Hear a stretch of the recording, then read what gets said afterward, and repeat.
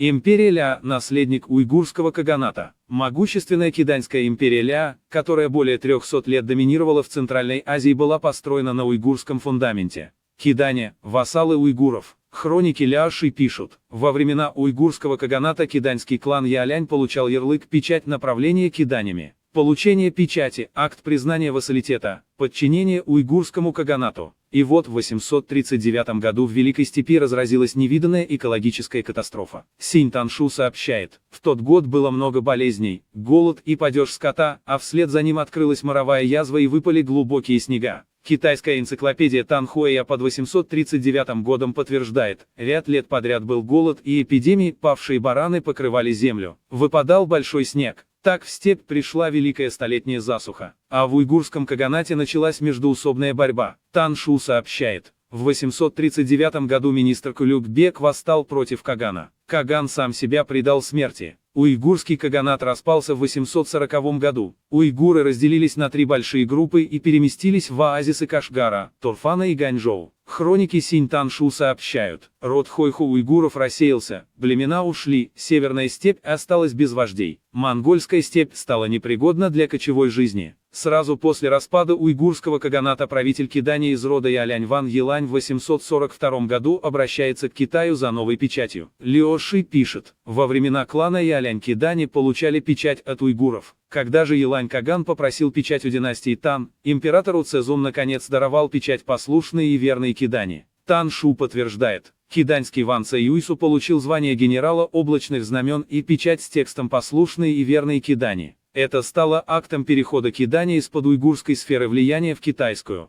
Через 70 лет после распада уйгурского каганата в 907 году Илюй Абао Цзи из клана Ялянь основывает империю Лё и провозглашает себя императором Тайцзо. Тайцзу посылает посла к уйгурскому эдикуту Умуши с такими словами: «Тоскуешь ли ты по старому отечеству, уйгурскому каганату? Если да, я восстановлю его для тебя. Если же не можешь вернуться, пусть оно будет у меня, тогда это все равно будет и твое». Уйгурский эдикут поблагодарил его и сказал, что прошло более 10 поколений, как его народ переехал в эту страну. Как военные, так и земледельцы освоились на этой земле и не желают снова переселяться в степь. И он не может вернуться в степи уйгурского каганата. Так империя Ля была создана на бывших землях уйгурского каганата и существовала более 300 лет. Уйгурский род императриц Ся. Кто же стоял у власти в империи Ля, ставшей наследницей уйгурского каганата? Ляоши пишет, первый император Тайцзу взял в жены представительницу рода Шулюй. Род Шулюй ведет свое происхождение от уйгура Жасы. Ляоши так описывает биографию императрицы Чунь Цэинь из рода Шулюй, жены императора Тайцзу. Императрица Чунь Цэинь, детское имя Юйлидо. Ее предок Жасы был человеком из уйгуров. Когда Тайцзу водил войска и управлял массой людей, императрица часто участвовала в планировании.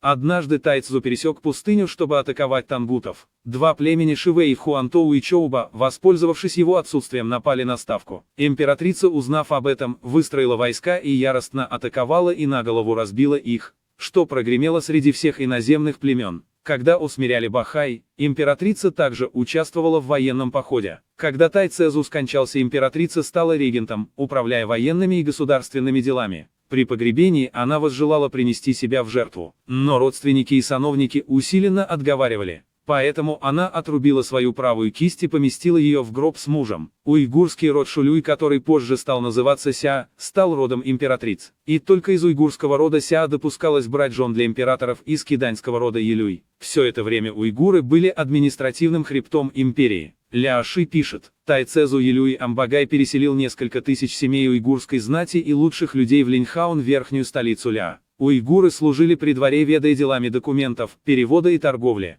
Когда император Ля Илюй Даши пошел завоевательным походом на запад, он обратился к уйгурскому эдикуту Бельге с просьбой: «Дружественные отношения с вашим государством длятся не один день, теперь я собираюсь отправиться на запад к землям арабов и прошу разрешения пройти через вашу страну. Не сомневайтесь в наших намерениях». Бельге согласился и оказал Илюй Даши щедрый прием. После того, как Илюй Даши завоевал Мавераннахр и основал Каракиданьское ханство, Западное Ля, уйгурское эдикутство стало его вассалом.